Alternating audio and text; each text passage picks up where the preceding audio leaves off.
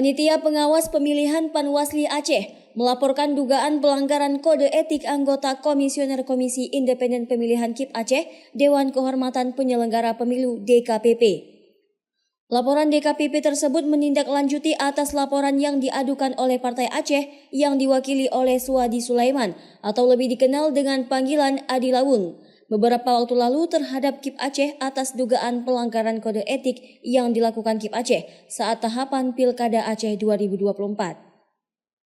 Koordinator Divisi Pencegahan Partisipasi Masyarakat dan Hubungan Masyarakat Panwasli Aceh Muhammad Aha mengatakan, laporan yang disampaikan Panwasli ke DKPP berdasarkan laporan Suadi Sulaiman atau Adi Lawung ke Panwasli Aceh.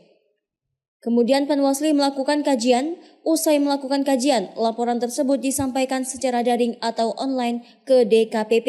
Dan hingga saat ini Panwasli Aceh masih menunggu hasil dari DKPP atas laporan tersebut. Berdasarkan laporan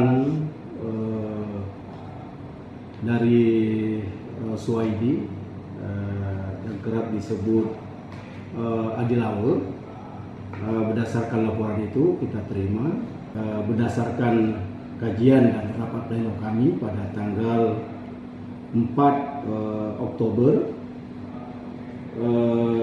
bahwa terdapat dugaan pelanggaran kode etik.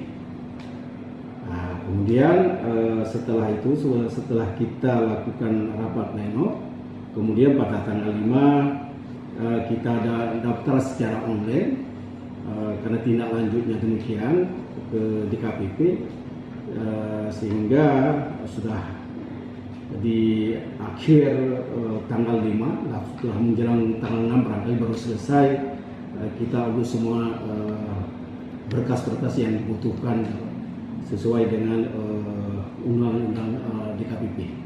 Yang dilaporkan karena sesuai dengan laporan dari Suwaidi bahwa yang mereka adu itu KIP, berarti yang kita laporkan semua ketua dan anggota KIP.